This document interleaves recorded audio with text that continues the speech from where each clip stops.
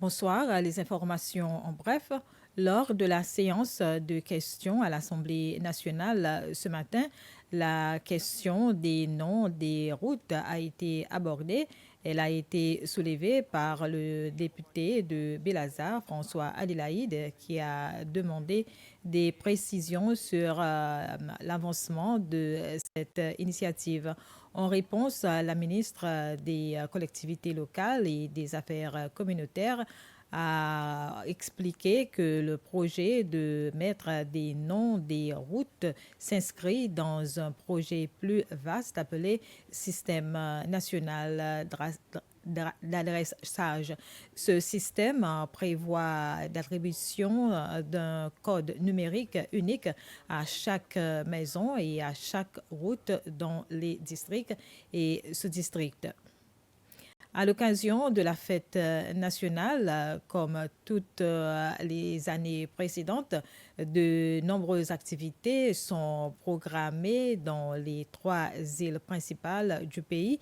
Il y aura le lever du drapeau, le défilé, la vente des produits agricoles et d'élevage, des spectacles culturels et musicaux, sans oublier les activités spirituelles. C'est le président du comité national des célébrations, le ministre Jean-François Ferrari, et son vice-président Gérard Lafortune, ainsi que les autres membres du comité qui ont fait une mise à jour des activités qui marqueront les célébrations durant ce mois de juin.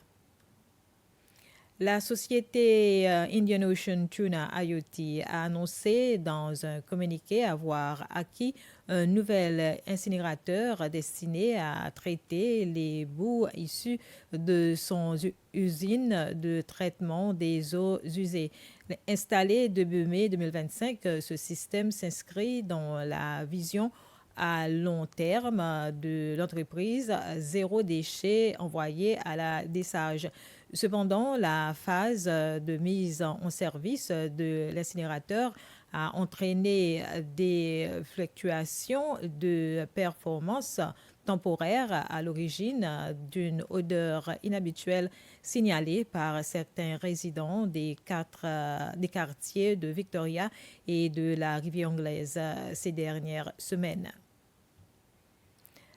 L'ambassade de Chine aux Seychelles a annoncé ce matin qu'un total de 5 vols directs relieront la Chine aux Seychelles au cours du mois de juillet prochain. Cette initiative qui s'inscrit dans le cadre d'un renforcement des relations bilatérales se fera sur une base saisonnière. En fonction des résultats obtenus, d'autres vols pourront avoir lieu. Du 2 au 30 juillet, tous les mercredis, des vols directs entre Maé et Chengdu sont programmés aux dates suivantes, les 2, 9, 16, 23 et 30 juillet. Cette annonce a été faite par l'ambassadeur de Chine aux Seychelles, Lin Nang, lors d'un point de presse visant à faire le point sur les progrès réalisés dans la coopération entre les deux pays, notamment après la rencontre entre les deux chefs d'État lors du sommet Chine-Afrique en septembre de l'année dernière. Grâce aux discussions entre le département du tourisme des Seychelles et le gouvernement chinois, ce nombre a été porté à 5 cette année.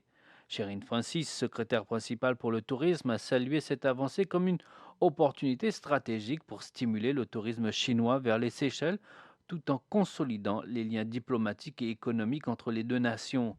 Ces 5 vols sont vraiment importants pour le futur de cette liaison et en fonction des résultats obtenus, cela sera déterminant pour la suite de cette liaison, a dit Sherin Francis, et d'ajouter que c'est pour cette raison que l'ensemble des partenaires ont été rassemblés pour s'assurer du succès.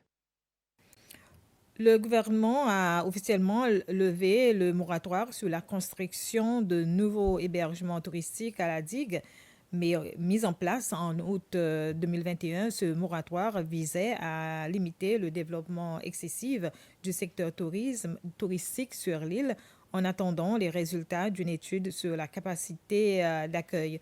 Selon les conclusions de cette étude, la digue avait atteint un seuil critique en matière de chambres disponibles pour les visiteurs. Le nouveau plan de développement récemment approuvé par le Conseil des ministres a révélé que l'île pouvait encore accueillir jusqu'à 156 chambres touristiques supplémentaires.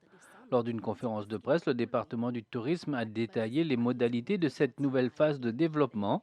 Sherine Francis, secrétaire principale pour le tourisme, a expliqué que cette décision s'inscrit dans une volonté de croissance maîtrisée et durable en tenant compte des besoins des habitants, de la protection de l'environnement et de la qualité de l'expérience touristique. Cette annonce marque donc un tournant important pour la digue, île emblématique des Seychelles, souvent admirée pour sa beauté naturelle et son mode de vie paisible. Le gouvernement insiste sur le fait que toute nouvelle construction devra respecter les lignes directrices strictes établies dans le cadre du plan de développement afin de préserver l'authenticité et l'équilibre écologique de l'île.